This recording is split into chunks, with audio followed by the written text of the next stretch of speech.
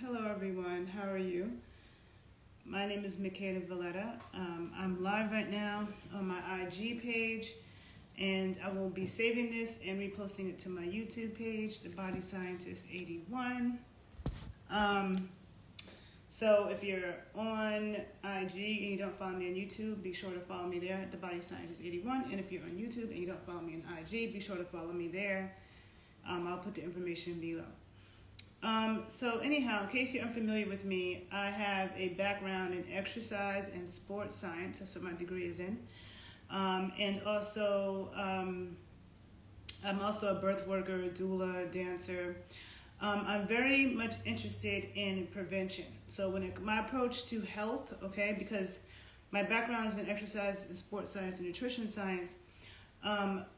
But so really, when it comes to prevention of whether it be physiological or physical diseases and dysfunctions, okay?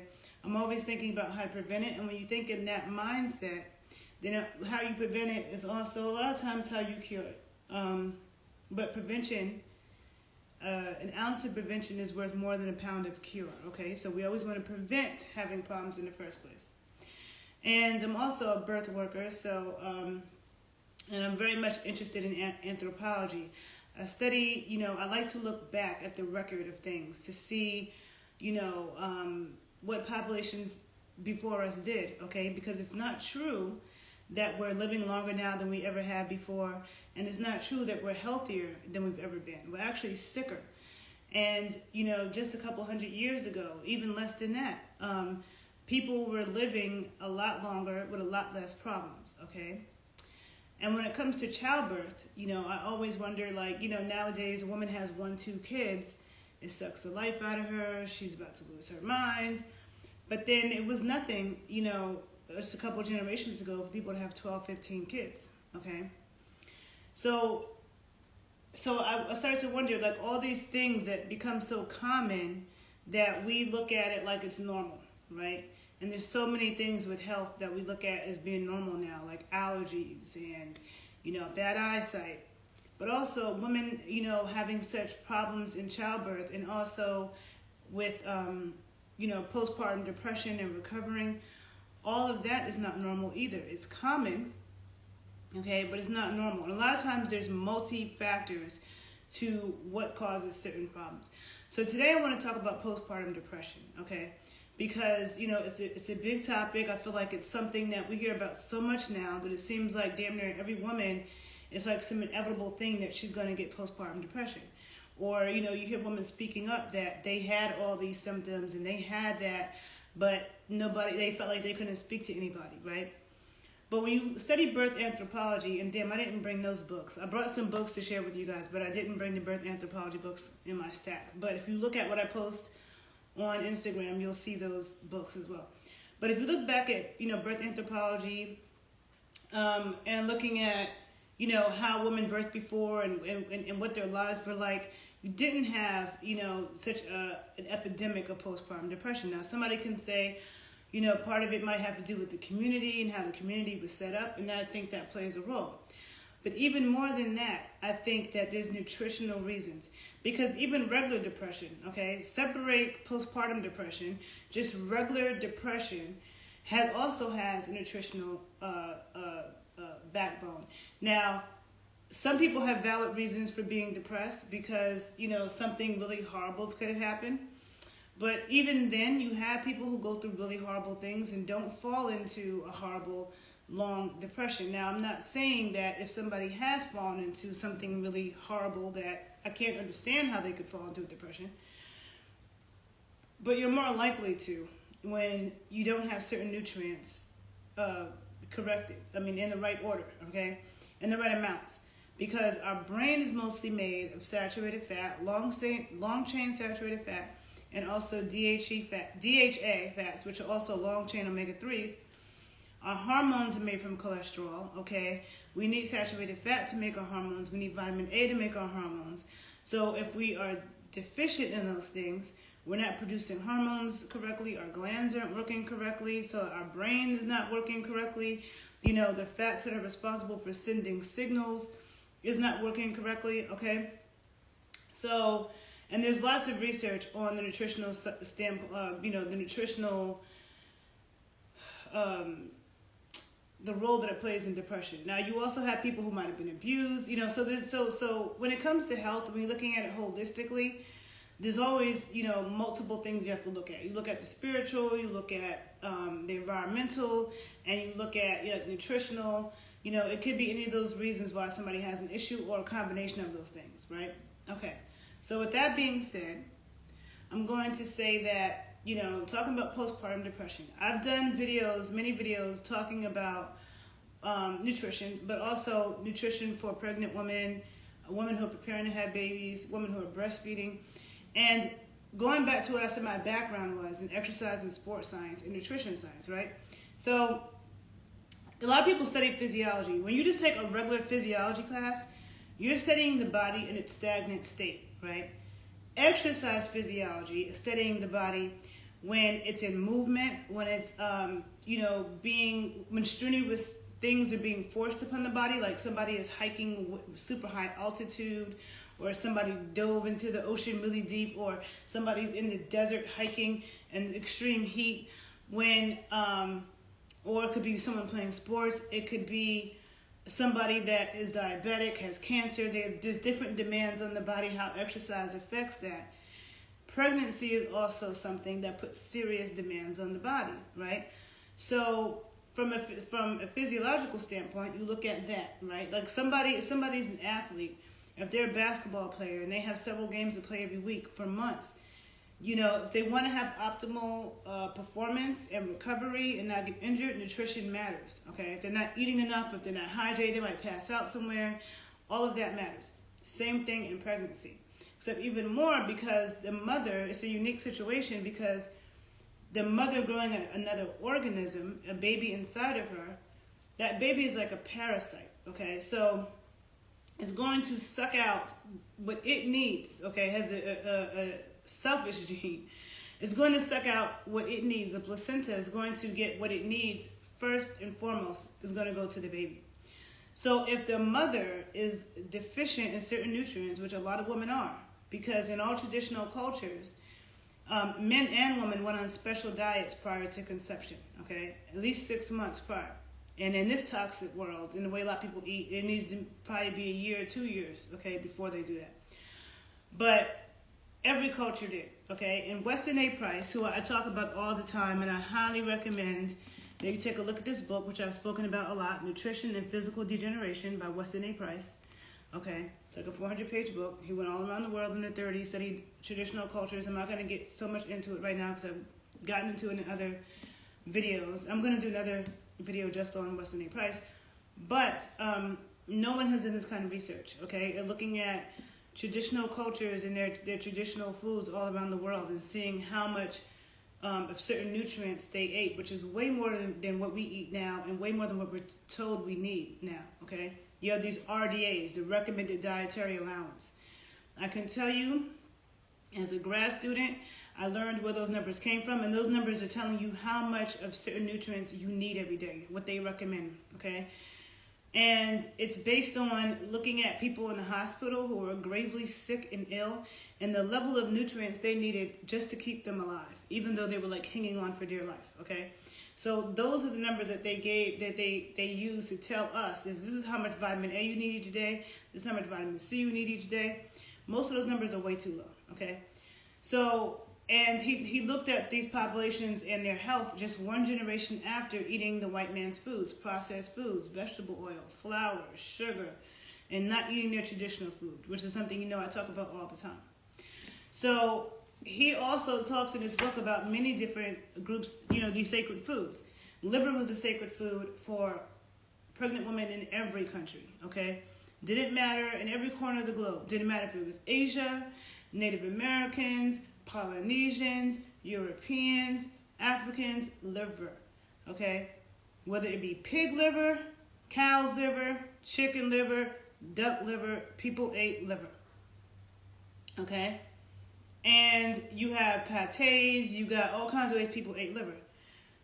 Liver, okay, so some cultures it was fish eggs, okay? People that live by the sea, definitely did a lot to eat fish eggs. Also the eggs of chickens and other animals, but fish eggs are especially nutritious and rich in iodine, vitamin A, vitamin D, as are chicken eggs, but not as much as fish eggs, but eggs, okay?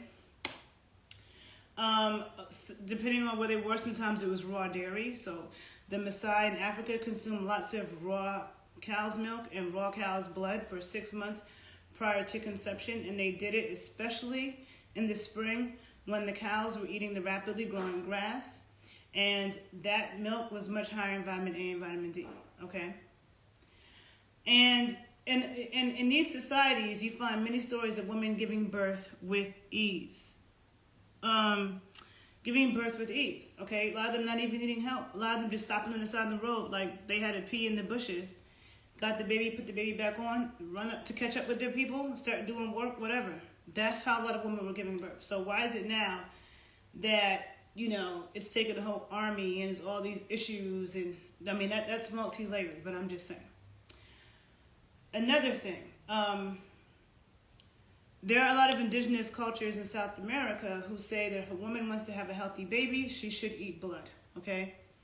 Now, all around the world, you see cultures consuming blood sausage. You know, one of the things I liked about Anthony Bourdain, you know, everywhere he went, you know, I noticed people were making blood sausage, or a lot of people cooked with the blood. So that is, blood is something that people all around the world also consumed. A lot of us have moved away from, along with organ meats. But blood sausage is something that you see a lot. And so, and again, I said the Maasai woman consumed nothing but raw cow's milk and raw cow's blood, okay? 6 months prior to conception. It's really important for a woman to build her blood during pregnancy and prior to pregnancy, because you're losing a lot of blood. Your body's making a lot more blood. It's a bloody situation, okay? And a lot of women become anemic. And so, you know, what's the best source of iron? Liver, okay? And, you know, iron's in the blood, okay? And like heals like. So eating blood is good for your blood, all right? Eating eggs is good for your eggs, okay? So we keep it with that. So now with that being said, me talking about the placenta, pulling, you know, nutrients out of the, okay, so the placenta also treats the central nervous system of the mother like a warehouse of all the fats it needs to build the central nervous system of the baby. As I said, our brains are mostly made of saturated fat, and then omega-3 fats, which are also long chain like DHA, which only occur in animal foods, okay?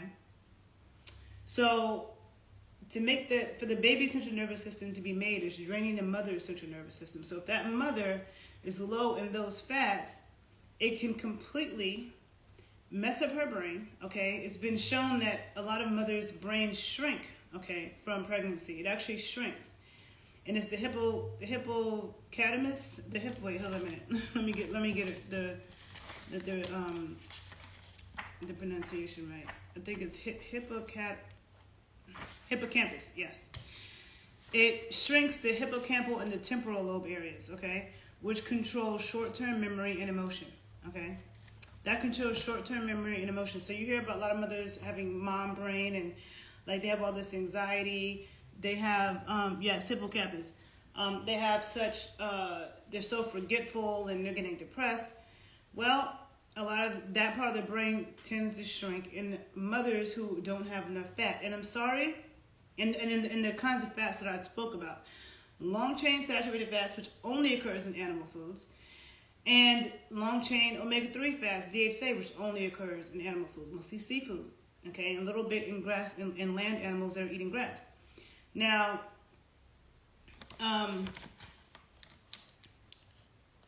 yeah, so the fetus, like I said, it hoards DHA from the mother. I'm looking at my notes to make sure I say everything I need to say. And the fetus incorporates DHA into the brain 10 times the rate at which it can synthesize it, okay? 10 times the rate at which it can synthesize it. So the maternal loss of DHA may be a contributing factor for postpartum depression, okay? I'm sure it is. DHA, you find, I wouldn't eat fish oil. I do believe in olive oil. I actually have a fermented olive oil. I didn't bring it out here, but DHA is also important for people who have, to prevent Alzheimer's disease, multiple sclerosis. All of that is linked to a deficiency in the right types of saturated fats and DHA fats, okay? Any of those issues. So to prevent, if someone has Alzheimer's, they definitely want to consume that. But to prevent getting it in the first place, you definitely need to make sure you have enough DHA and the long-chain saturated fats, which work together actually, right? So people will talk about, oh, you know, there's plant-based omega-3. Well, the plant-based omega-3 is not the same as DHA. There's different types of omega-3s. The plant-based omega-3 is ALA, okay? Alpha-linoleic acid. Alpha-linoleic acid can be converted into the elongated DHA. Remember I said that the omega-3s and the saturated fats that are in our brain are long-chain. There's also short and medium-chain fats. These are long-chain. They're only in animal foods. So in the plants, you know, the plant-based omega-3, ALA, can be converted into the elongated DHA, but the rate of the conversion is no more than 1% at all ages and stages of development. So the conversion rate is 1%, okay? So it's very inefficient to convert plant-based ALA to DHA. Very inefficient. It's just way better to consume DHA, okay? DHA is also necessary for the formation of neurons and the synthesis of the important brain lipid phosphatidylserine, okay, which is an important brain lipid, which is a brain fat. Remember, the brain is mostly made of fat. And DHA is necessary for the synthesis of this, okay? It is also the precursor to an important compound that protects neurons when they are assaulted by oxidative stress, okay? So oxidative stress is things that's wreaking havoc in your body, causing cancer, causing mutations, okay? So DHA plays an important role in protecting your brain. Again, think about, what did I say about Alzheimer's and multiple sclerosis? It's an issue of not having enough animal fats. DHA in particular, and long-chain saturated fats. A lot of times these people have been eating a lot of canola oil, soybean oil, you know, corn oil. Like, none of those oils are good. They've been, you know, afraid of, I'm not eating no pork fat, I'm not eating no bacon, I'm going to eat some plant-based, I can't believe it's not butter, margarine, okay? And they think that they're doing themselves good. There's a lot of times there's people following that healthy eating propaganda, okay? Again, like I said, DHA can be obtained primarily from olive oil and fatty fish.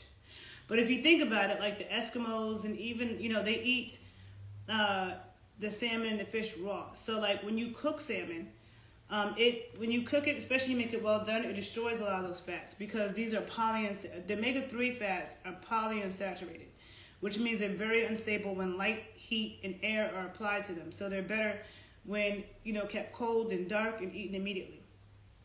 Saturated fats are the most stable when you cook, okay? So if you're eating like well-done salmon, I wouldn't really count on that as a great source of DHA fat. Oh, and the other thing, very important, that there are some researchers who made a strong correlation between women taking, you know, bioidentical hormones or fake hormones and postpartum depression. So when do women take fake hormones? In labor, a lot of times, something called Pitocin is used commonly in labor. If you're laboring in a hospital, very often they give women Pitocin, which is an artificial form of oxytocin. There's a very important release of hormones at birth that helps a woman to bond and have, you know, for her milk to come in and for her to just, you know, for everything to function the way it's supposed to function. One thing I've always said is that Western science has not confirmed anything that indigenous people have not already known. Nothing. Okay? And there are certain things that Western science speculates about or tries to reinvent the wheel because of business When that happens, trust and believe there are other scientists who don't agree with this agenda that's being pushed. Like, cholesterol is bad for you. There are many scientists who spoke up against the idea that cholesterol and saturated fat was bad for you. There's just a few. There was one particular scientist in particular, Ansel Keys, who began pushing that propaganda. It was based on very bad research, but he was in bed with these companies. Okay, and it's very well documented. You can go on YouTube, type in the cholesterol myth. You will see many doctors and scientists talking about this. Also, this book, The Big Fat Surprise, okay, this book, The Big Fat Surprise, Why Butter, Meat, and Cheese Belong in a Healthy Diet. Okay, it's a New York Times bestseller. See how thick this book is, about 400 pages. She talks about, goes in depth into how that happened, how this whole, saturated fat and cholesterol is bad for you propaganda came from. She goes deep into the many scientists who spoke up against it, who were silenced or, lost certain grant money. There's a lot of politics in science. She talks about when she's writing this book, she felt like she was investigating the mafia. This is the reason why I chose not to be a registered dietitian. This is the reason why I chose not to work in the hospital, because I don't want to be a part of that, okay? Nutritionists, dietitians, and a lot of people with degrees in nutrition in this country are severely miseducated because they went to programs that were funded by the food industry. The nutrition program that I was in for graduate school at Columbia University was the only nutrition program in the country that was not funded by the food industry. The only one. Okay, so I became aware of a lot of this stuff. So even when we listen, like a lot of dietitians like listening to medical doctors, they're just, people talk about medical doctors being clueless. A lot of dietitians are too. Trust and believe. This is the reason why I go by traditional wisdom, ancestral ways. Things that have been proven to work over hundreds and thousands of years. People producing several healthy babies that lived to be around 100 years old, that had perfect eyesight, that had perfect function, didn't have all these damn problems. That existed, okay? So that's what I look at and study. So all these hormones, you're giving women Pitocin instead of oxytocin, and stuff backfires, okay? When Western science tries to interfere with nature, it always backfires, always. I can't think of a case where it doesn't backfire. So this is the reason why I'm not somebody that's quick to pop a Tylenol. I don't. If I got pain, there's natural ways to deal with it, okay? Like, God forbid somebody gets into a horrible accident and you get rushed to the hospital. You might have to be given, a narcotic or a commercial, pharmaceutical painkiller at the moment. Okay, so in a very rare case, I might do that. But for, pain at home and chronic pains, no, I'm not taking that. So anyhow, I was saying, also most soy interferes with the thyroid gland, which also deals with our hormones, right? And most bioidentical hormones are made of soy. Most bioidentical hormones are made from soy. And I just said soy interferes with the thyroid gland ability to make hormones.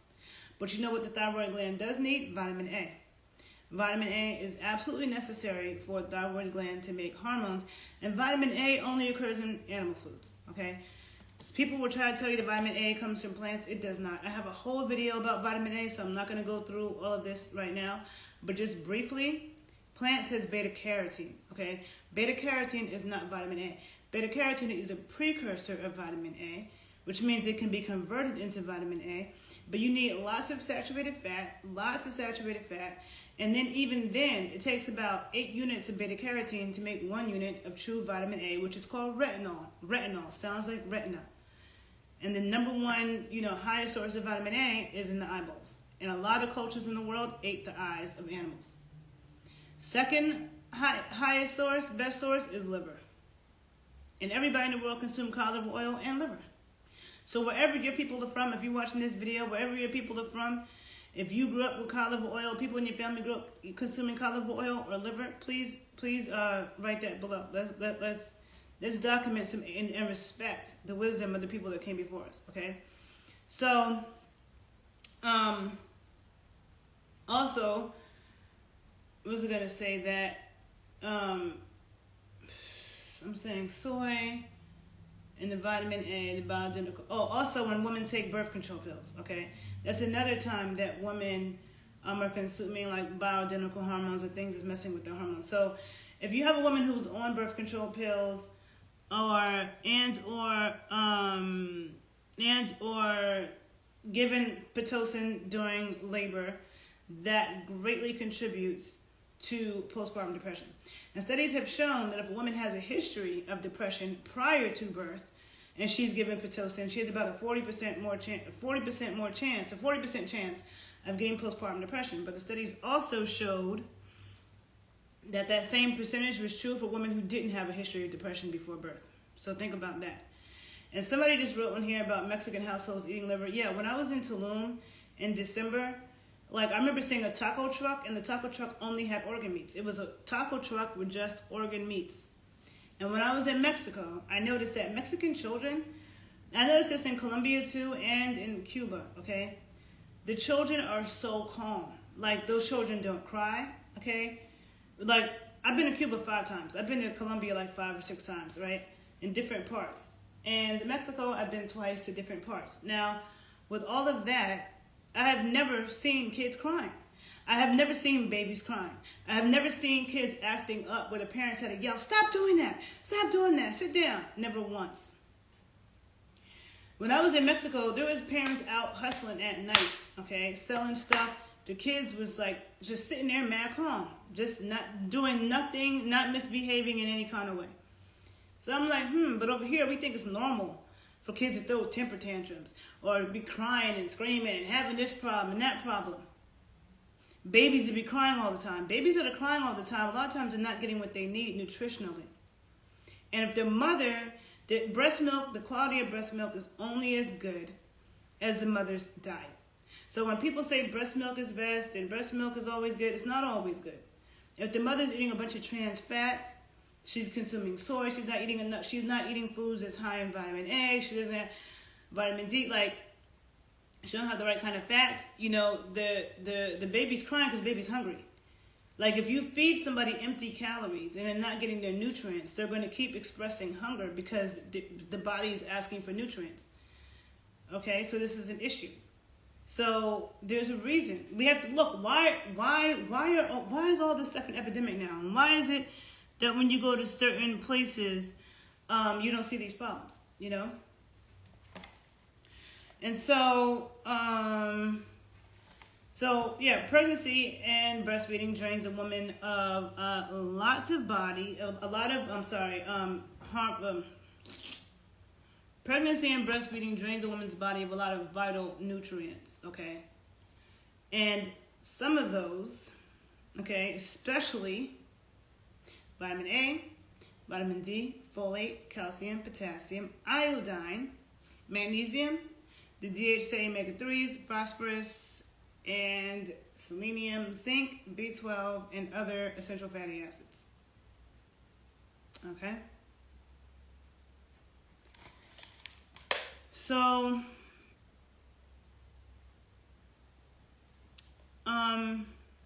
someone asked, is getting a midwife to give birth a good option? I think so, but I personally believe in traditional midwives and not midwives, as a midwife that I know says she calls them midwives. A lot of times they're certified nurse midwives. I'm not going to say every certified nurse midwife, but you have midwives who act more like OBGYNs than midwives. Okay, you have traditional midwives. I believe in traditional midwives. So to give you a few more books, okay, some people are asking what should mothers eat, and I have videos where I talk about prenatal nutrition and stuff like that. I'll try to post it below on this YouTube. But I do have videos where I talk about that. You can find it on my YouTube channel and IG and the books that I post on IG. But this book is a book I highly recommend, okay? This book is called Real Food for Mother and Baby, The Fertility Diet, Eating for Two, and Baby's First Foods, written by a woman named Nina Plank, okay? This is a really good book. She also wrote a book called Real Food. I recommend both of them, Real Food and also this book, okay? Another really important book, Deep Nutrition, Why your genes need traditional foods. Deep nutrition. Why your genes need traditional food. It's written by a medical doctor named Catherine Shanahan, her husband Luke Shanahan. Also, very important book, okay? This book by Sally Fallon, Nourishing Fats. Why we need animal fats for health and happiness. Why we need animal fats for health and happiness, okay? Nourishing Fats, written by Sally Fallon Morrell. Another really important book that will go on to the chemistry of what I'm saying and how we need saturated fat, not just for our brain, but also for our heart, for our kidneys, for our skin. Like, we need saturated fat for everything, okay? To make hormones, like, very important, okay? So a low saturated fat diet and trying to be afraid of saturated fat, not a good idea. I eat lots of saturated fat every day, put it all over my skin, okay? Saturated fat. Now, another book that is really important, The Nourishing Traditions Book of Baby and Child Care. This book is also written by Sally Fallon, the same woman who wrote the Nourishing Fats book, and also a pediatrician named Thomas Cohen, MD. Okay, also a very, very important book.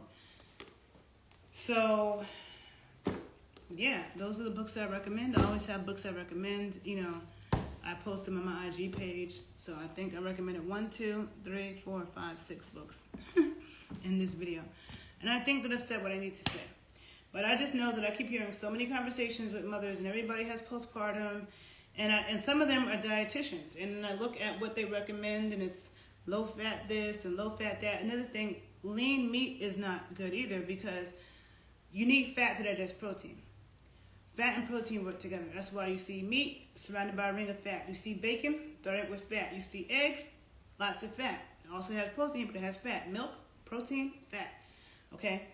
So when you don't have the fat to digest the protein, it uses up your vitamin A stores. And what did I say about vitamin A? We need it to make thyroid. Vitamin A is also really important in sexual differentiation in babies, in the fetus, and telling the cells and what to do, giving it the right instructions. Okay, so check out the books that I recommended. This is my 2 cents on prevention of postpartum depression, okay? Of course, there are other factors, you know, like somebody could be dealing with sexual abuse issues, and, you know, maybe that was activated. So, you know, there are cases where there could be other reasons. But I think a huge reason why we have this epidemic of postpartum depression is because of nutrition, because of women not preparing, our society doesn't tell women that we need to prepare our bodies, our nutritional stores for pregnancy. It's just a woman just randomly gets pregnant, and then it's like, oh, are you taking prenatal vitamins? Prenatal vitamins are toxic. Oh, that's the other thing. The vitamin A, artificial vitamin A, okay, which is found in supplements, has been shown to be linked to birth defects. But the vitamin A that occurs in liver is not, okay? So again, I don't believe in consuming the artificial laboratory-made vitamins at all. You get it from food. It's always possible, but it's not possible if you're trying to not eat animal foods, not eat animal fat. And I hate when people always deduce it to meat. It's not just about meat. I said animal foods. Animal foods. Animal foods meat is one thing in that category of animal foods. Also in that category of animal foods, we have organ meats. We have eggs. We have dairy, sour cream, cheeses, milks, creams, kefir, yogurt, okay? We have bone broth. Those are all in the category of animal foods, okay? So you need animal, and what you hear me talk about all the time is the fats. The protein is what everybody else stresses. You know, yeah, protein is important, but the fats to me is even more important. Okay, what is this book called? Why we need animal fats for health and happiness. Not animal protein, animal fat. The lightweight people out there who follow the vegetarian, vegan propaganda, they always deduce it to, oh, meat and protein. Man, the hell with the protein. Let's talk about the fats. And that's so important. Cannot be gotten from any plant foods. Secondly, it's not just about meat, okay? It's not just about meat. No. Seafood, another animal food, okay? So I'm going to let that be. I think you guys got the point. If you feel like this video would help anybody that you know, please share it, please like it. If you have any comments, please do. If you suffer from postpartum depression, analyze what were you eating. What were you eating prior to conception, during pregnancy, and during the time of breastfeeding? What were you eating? Were you eating cod liver oil? Were you eating high quality, full fat dairy? Raw, grass fed? Were you eating, were you cooking with tallow and butter? Or were you consuming, nutrition bars and granola and cereal full of rancid fats? Were you cooking with canola oil? Oh, olive oil is cool, but it's not what we need for our brain at all, okay? So did you have enough of those things? Were you consuming cod liver oil? Were you eating liver? Were you eating 4 to 6 eggs a day? What were you eating? Let's start to analyze that and think about that on a deeper level, okay? So I'm always available to work with people one-on-one. You can always email me directly at thebodyscientist81@gmail.com. I will try to put some other videos where I talk about fats and vitamin A and stuff below. Be sure to follow me on IG if you don't. And if you're on IG, be sure to follow me on YouTube. Okay, people? Have a great day. Bye.